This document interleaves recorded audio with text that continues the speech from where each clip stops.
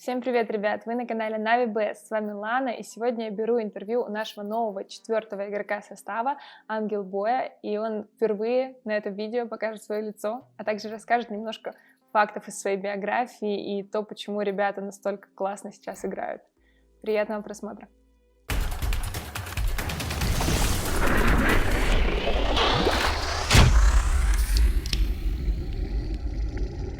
Ярик, привет. Расскажи немножко о себе аудитории, которая видит тебя на этом канале впервые. Немножко фактов о себе. Привет, меня зовут Ярослав, никнейм Ангелбой, играю в игру Brawl Stars. Недавно меня подписала организация Na'Vi. Я очень давно хотел сюда попасть, и, в принципе, цели поставлены, цели достигнуты. И, в принципе, как-то так. Я уже очень долго стараюсь, очень долго играю в игру, и сейчас уже на своем пике, можно сказать, и не собираюсь останавливаться. Расскажи, как началась твоя киберспортивная карьера вообще? Как ты начал играть в Brawl Stars, и в какой момент ты понял, что ты можешь стать киберспортсменом в этой игре? Вообще, я смотрел на другие дисциплины, как CSGO, и просто замотивировался, можно сказать, атмосферой, узнал, какие деньги там ходят. Посмотрел просто, да, на атмосферу, и мне также захотелось. И поскольку я уже тогда начал играть в Brawl Stars, и там были анонсированы турниры, и мне просто нравилось улучшаться. Я в любой игре, которую играю, стараюсь становиться лучшим. И создал свою команду с знакомыми топ-игроками. В принципе, поиграли турниры, поиграли тренировки. Ну, в принципе, так-то и развиваться начал. Но мне было 15, поэтому я не мог участвовать ни в каких официальных турнирах именно легально. И типа вот как-то так я дожил до сентября, и сейчас уже играю в полную силу, можно сказать. Стараюсь, провожу все время в игре. А расскажи, получается, во сколько ты... Вот сейчас, если тебе 16 лет, насколько я знаю, то во сколько ты начал играть в Бравл? В сентябре 2020 вроде бы, где-то так. Ага, то есть, ну да, тоже 2 года назад. И через год, по факту, уже создал свою команду? В начале 2021 Мгм. создал свою первую команду. Там была такая ситуация, то что мы пошли играть месячные финалы. Это самые, ну, по-моему, вторые месячные финалы, но мы играли под ненастоящими данными и дошли там до гранд-финала, 2-3 проиграли в финале Нави. И после этого мы получили блокировку до конца года, и потом уже легально играли. Больше я никогда не нарушал правила. Это похвально, это похвально. Скажи, как ты нашел свою команду? Как ты нашел этих ребят? Бакс или первую? Мы говорим про первую. Сейчас первая команда твоя была какая? Ростислав, Бек и Алекс. Алекс появился там под конец, когда мы меняли команду. Ну, в принципе, просто играли в игру, знали то, что там Ростислав хороший игрок, Бек хороший игрок, и мы там просто общались между друг другом. И там были турниры маленькие на отдельном сайте, и надо было их играть с кем-то. Поэтому мы соединились в одну команду, и после этого начали играть все абсолютно турниры вместе. По-моему, мы так продержались 2-3 месяца, потом уже немного роста поменялся, то есть я и Бек ушли в другую команду, В Алекс Бакс как раз, и... да?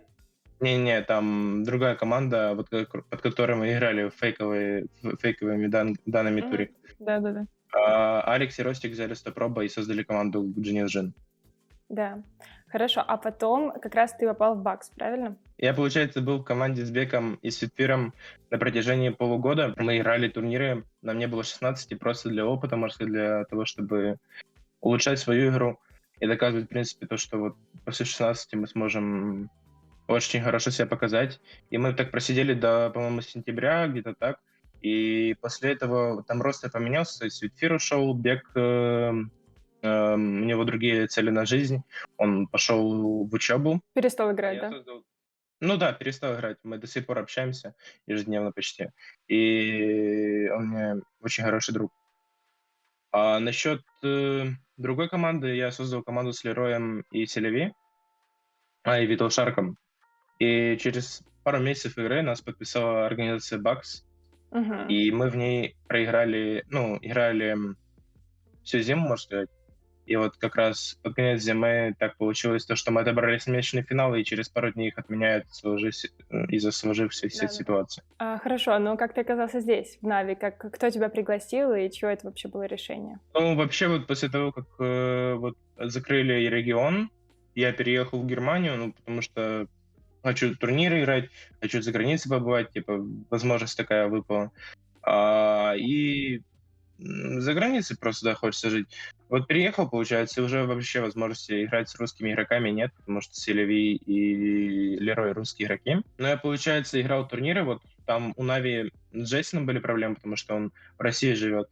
Я помогал им там пару турниров, то есть Classic Cup и еще Rush GG. Вот. Потом, ну, поскольку регион как бы разный, то есть они в русском регионе, яйца, а я в EMEA, Европа, то нам пришлось разделить по разным командам. То есть, точнее, я ушел в другую команду, а нас снова подписали этот ростер, который я пошел в Бакс. Я проиграл, ну, играл там месяц и понял, что я в этой команде больше оставаться не хочу. То есть там были большинство, ну, много очень моментов, из-за которых я не хотел продолжать играть в той команде. Но и я предложил себя как игрока. Ну и попробовали, в принципе, поиграли. Вроде все понравилось. Сейчас начали... ну, мы вернули, получается, прежнюю форму. И начали очень хорошие результаты, как по мне, показывать. И еще, ну, типа, там, где мы играем, мы просто побеждаем. В одном из интервью последних ММА как раз говорил об этом, что ему кажется, что вот этот перерыв, он пошел очень, конечно, это очевидно, не на пользу команде, и вы начали сильно отставать. Сейчас, как ты думаешь, вы уже нагоняете по своей подготовке другие команды? Да, я же говорю, мы абсолютно каждый турнир, который играем, мы пока побеждаем. Это уже длится на Да-да-да. протяжении нескольких недель. Ну, начиналось, конечно, все очень трудно. То есть мы и на ESL не добрались в Швецию. Но, в принципе, никто не расстраивался, все понимали то, что это из-за того, что они не играли с Кремой там 2 месяца. Вот сейчас мы играем по 3-4 Крема в день. Вот последнюю неделю, когда все регионы приехали в один, в EMEA, чтобы сыграть в Швеции турнир. Мы играли с ними очень много скримов и очень хорошую форму, еще лучшую форму набрали. И играем, наверное, больше, чем абсолютно все команды, при этом не участвуем в швейцарском, в Швеции на турике. Ну и сейчас, как по мне, очень хорошо играем. То есть следующая неделя у нас, можно сказать, более расслабленная в том плане, то, что хочется немного отдохнуть, потому что трудные недели вышли, мы очень сильно работали. Вот сделаем пару себе дней полегче, то есть там по 2 скрема будем играть, и потом снова будет полная сила подготовка к месячным финалам. Потому что месячные финалы у нас самая трудная сетка из возможных вообще. И мы хотим очень себя там круто показать. Команда, которая отобралась на MCI и является топ-1 командой по поинтам в Европе. А после этого у вас будет такой небольшой перерыв, да, типа отдых? Ну, у нас в четверг еще один матч будет против команды Buck Seoul, как раз из которой я ушел. Да-да-да. Ну, как-то так, типа, просто 2 матча в неделю. Как ребята из команды Bucks к тебе сейчас относятся? Да, вроде отлично. То есть изначально мы расходились с одним игроком в средних отношениях. То есть, я не знаю, там на самом деле не мой косяк был в том, что мы так разошлись. Но другой игрок меня понял идеально, мы с ним отлично общаемся и долго уже, в принципе, общаемся. То есть мы друг друга знаем около года. Ну и он меня поддерживает, мы вместе там играем, просто время проводим вместе. Вот. Хорошо. А если говорить о ребятах из команды Нави, как давно ты кого знаешь? Ну, Алекса, понятно, да, с самого начала. Когда ты успел познакомиться с Кубиком, ММА? Когда Кубик уходил из команды Vegas своей первой, по-моему, у него был выбор между ГСГ, нами, то есть мной, Беком, и ГСГ. И получается, я ему предложил, короче, место в команде. Ему сначала, по-моему, Нави отказали, и ГСГ тоже отказали. И получается, третья команда на списке это была наша команда. И мы поиграли там пару турниров мелких. В принципе, у нас неплохо получалось относительно того, что было. Но как бы понятно, что Кубик заслужил команду лучшего уровня, и ему сразу же прилетает инвайт в Нави. И, в принципе, как-то так. Я с ним тогда уже познакомился, мы с ним хорошо начали общаться, потому что я не знал этого человека, потом узнал, какой он, оказывается, человек, вот, какой игрок. Какой, по-твоему? Замечательно? Ну, да, замечательный. Хорошо. А с ММА вы познакомились уже здесь, да, в Нави? Со всеми ребятами был знаком Мгм. примерно за год до этого момента. Ну, с Петей, наверное, раньше всех познакомился где-то. Ну, я когда начинал играть в игру, вот прям первый запуск в игре сделал, я это, ну, по сути, поиграл там часика 3 и начал смотреть всякие обучалки на Ютубе. И первое, что я нашел, это ролик Пети. Мгм. И, в принципе, я по нему учился, то есть я еще его знаю, когда у него там было 300 подписчиков, и с ним начал общаться, там, в ВК ему сразу написал вопросики задавать. Ну и, в принципе, с того момента и знаю, с того момента и слежу. Класс, классно очень. А сейчас, у вас, получается, Петя в команде, главный, да? Он капитан. Да, он капитан команды. Он решает, когда, в каком турнире, в какой игре, типа, играешь ты или другой какой-то игрок? Не, ну, как бы мы по большей части сами выбираем, но в основном это делает тренер. Ну, от чего это в основном зависит? От того, как игрок играет на определенной карте, на определенной заготовке, то есть если заготовка там сыграть через определенных персов, и у кого-то персы больше подходят, то, в принципе, лучше этого игрока выпустить, потому что если драфт так совпадет, что эти персы выпадут, то он хорошо на них отыграет. Когда ты пришел уже в команду Нави, и до этого ты, получается, еще тестился там какой-то период, ты принес какие-то свои заготовки, какие-то свои тренировочные моменты тоже в игру, в командную игру? Безусловно. То есть, ну, я очень много деталей показывать начал. Много что изменилось прямо на моих глазах. В принципе, подход к тренировкам стал другим. И много других деталей, которые там не стоит, наверное, называть. Ну да, это секрет. Это такое нельзя говорить. Хорошо, расскажи, ты сейчас в Германии находишься, верно? Ты там со своей Да. семьей? С мамой вдвоем, да. Расскажи, как вообще, ну вот как происходил процесс переезда, и расскажи о планах. Ты говорил, что думаешь здесь оставаться. Я не помню конкретно какое это число было, но вроде бы 4-5 марта мы поехали на границу, пересекли границу с Молдовой. Там очень трудные дни вышли. По итогу мы в Молдове, там в Олимпийской арене, там была лагерь беженцев, можно сказать, в Молдове. Мгм. И мы переночевали, и на утро нас встретил человек, говорящий то, что там через какое-то время приезжает автобус, который будет везти беженцев в Германию. Но вы ехали, Ну, типа, получается, как бы в никуда, то есть вам не было к кому или в какие-то дома, нет? Вы просто у нас не, мы вообще никуда, ну, в никуда ехали, можно сказать. То есть мы не знали то, что там будет какое-то убежище, мы просто туда случайно попали. Ам, А насчет Германии, ну, мы просто страны смотрели до того, как ехать за границу, в которые можно переехать. И Германия у нас была как раз не первый выбор, то есть у нас, по сути, других выборов не было, то есть и так совпало то, что автобус именно на Германию шел. А мы планировали купить билеты на самолет и прилететь туда через пару недель. Или на поезде переехать, чисто чтобы туда переехать. Вот. Мгм. И сейчас ты живешь тоже в месте для беженцев, да, в убежище? Да, убежище. На самом деле, по-моему, у нас уже есть возможность снимать нашу квартиру, но типа тут говорят, ну, точнее, я не знаю конкретно, что тут говорят, но нас пока никуда не выселяют. То есть мы тут живем, я не понимаю, сколько, то есть нам сказали жить, сколько нам понадобится. Ну и мы живем тут, я так понимаю, что еще где-то до конца лета, когда тут уже в монастырь будут переселяться ученики, студенты. Вот. Когда началась война, ты же ходил в школу в 10 класс, по идее. Да, 10 класс в А Одессе, да. в Германии ты не планируешь ходить дальше в школу? На самом деле, пока это еще не понятно, потому что, я же говорю, тут временное убежище, и даже не говорят сроки, когда мы будем выезжать. Мгм. И поэтому записываться в какую-то школу в Мюнхене, например, смысла нет, потому что, возможно, через какое-то время, там, через 3 месяца я перееду в абсолютно другую часть Германии, где будет намного дальше ездить в школу. То есть через всю Германию каждое утро ехать в школу, это, по-моему, не то. И уже, наверное, в другом городе, где я буду уже на постоянной основе жить, я могу рассматривать этот вариант. Но пока, я не знаю просто, пока ничего не понятно из-за сроков того, где я сейчас пребываю. То есть, ну, я, по сути, живу в отстраненном месте, тут никакой инфраструктуры, то есть ближайший магазин вообще в другом городе, и нам на автобусе надо кататься туда каждый день. По воскресеньям магазины вообще не работают. Сейчас тем более еще и праздники, из-за которых вообще почти ничего не функционирует последние 3 дня. И поэтому, ну, трудновато тут, конечно, в этом именно месте жить, но при этом тут красота бешеная. То есть я вот когда приезжал на автобусе, там очень трудный на самом деле переезд был. То есть там и поспать нормально нельзя было в автобусе. Но я впервые увидел, как красиво за границей, и, в принципе, первый месяц просто в восторге ходил.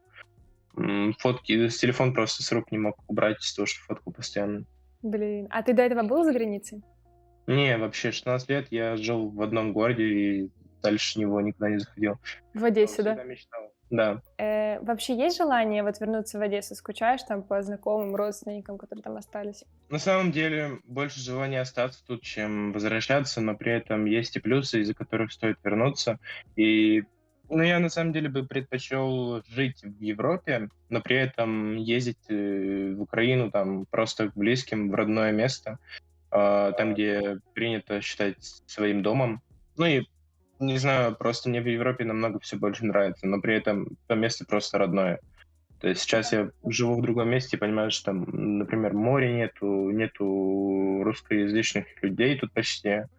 Ну, в плане того, что ты ходишь, тут почти все общаются на немецком. Ну, я учу, конечно, немецкий, но Ты только начал, да, учить немецкий, да. когда переехал? И как у тебя получается? Нормально, в принципе. То есть просто уроков не так много. Хотелось бы, конечно, и побольше, но пока ничего не понятно в том плане, что тут все общаются на немецком. То есть ключевые фразы уже понимаю, но не прям общаются. Расскажи о том, чем ты вообще занимаешься помимо тренировок. То есть, например, ваши скримы занимают там 4, 5, 6 часов в день. Что ты делаешь в остальное время сейчас? Да, в принципе, играю в тот же самый Brawl Stars, то есть в другие режимы, там, помимо стримов. Иногда гуляю, иногда просто сижу в планшете круглые сутки. Просто есть очень жесткая мотивация развиваться, и чем больше ты играешь, тем лучше ты играешь. Поэтому как-то так. Но сейчас вот у нас, получается, очень трудная неделя вышла, трудная неделя, можно сказать. И вот хочу съездить на очень красивое место Германии, на озеро, отдохнуть там денек. Прям очень хочется. Мгм. А ты записываешь видосы на YouTube или там стримишь на Twitch сейчас? К сожалению, сейчас нет, потому что компьютер остался в Одессе, а ноутбук я еще не успел купить. И, в принципе, да и тут нету особо личного пространства, чтобы таким можно было заниматься. То есть тут я просто вот когда тренировки, я прошу маму найти чем-то другим, чем заниматься, потому что мы живем в одной комнате, и тут вообще никакого личного пространства нет. То есть ты тут дверь открываешь, он сразу на коридор выходит, и кто угодно может зайти. Да, я понимаю, очень жизненно. Я сейчас в таком же месте живу, только в Ужгороде. Хорошо. Расскажи, в Brawl Старсе, сколько у тебя сейчас кубков вообще? Я не уверен, но, по-моему, 48 500. То есть, как по мне, я даже специально кубки сливаю, чтобы играть побольше, в том плане, то, что подбор будет меньше, ну, По времени, да-да-да. меньше времени будет занимать, да, и ты как бы больше игр сыграешь, то есть больше практики, больше килла от этого, я думаю. Как так. Расскажи, давай, топ-5 своих любимых бравлеров. Первый — это Лу, всем Мгм. понятно и так. Это мой любимый бравлер. Потом идет, наверное, Пайпер, то есть я на ней очень много играю, не знаю, хорошо или плохо, но мне просто на ней нравится играть очень сильно. А потом идет Рикошет, то есть я вообще в какое-то время его ненавидел, много вообще не играл. Это был, наверное, один из самых лучших моих персонажей, но по итогу я поиграл, понял, что это мое, и, в принципе, с тех пор я играю на нем.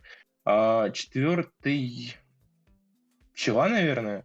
Тоже очень нравится персонаж в том плане, то, что на нем можно очень много импакта дать своими попаданиями, а чем больше ты попадаешь, или чем меньше ты попадаешь, наоборот, у тебя больше мотивации попадать в том плане, что больше, потому что персонаж позволяет больше импакта дать. Ну и пятый, я не знаю, пускай будет Сэнди. Не знаю, просто удобно не играть как. Хорошо. И своих топ-3 давай, любимых режима. Нокаут, бравлбол и кимрап, наверное, так. Хорошо. Так, расскажи какую-то интересную деталь, не знаю, фишку которую люди о тебе не знают? Обо мне? Да. Фишку. Я даже не знаю, по-моему, обо мне все знают. Вот. Как минимум люди впервые видят твое лицо на этом канале, верно? Да, вот как раз единственная фишка, которую обо мне никто не знал. Не видел. Хорошо. И дай какой-то совет нашим зрителям, начинающим игрокам или наоборот тем, кто уже про и хочет стать еще лучше. Да тут совета, в принципе, никакого и нет. Просто надо анализировать, как ты играешь, то есть искать ошибки, больше играть и больше думать в играх.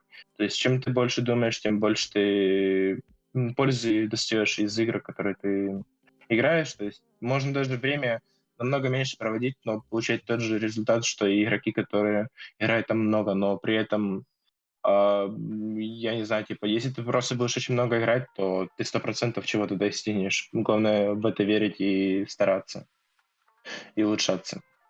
Всем спасибо за просмотр. С вами был Ярик Ангелбой. Подписывайтесь на канал Na'Vi Brawl Stars. Ждите новых роликов и поддерживайте команду Na'Vi. Ждите новых побед. Всем пока.